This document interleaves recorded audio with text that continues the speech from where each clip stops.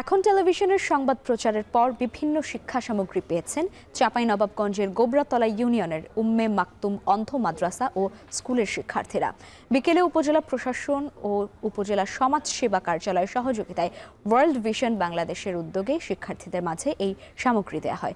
এ সময় white stick, Braille বই, শিক্ষা সামগ্রী ও প্রয়োজনীয় সহায়তা পেয়ে সন্তোষ প্রকাশ করেন শিক্ষার্থীরা। এখন টেলিভিশনের সংবাদ প্রচারের পর এমন সহায়তার উদ্যোগ নেওয়া হয় বলে জানান কর্মকর্তারা। 21শে নভেম্বর চাঁপাইনবাবগঞ্জের দৃষ্টি প্রতিবন্ধীদের ব্যতিক্রমী স্কুলের গল্প শিরোনামে একটি সংবাদ প্রকাশ করে এখন টেলিভিশন।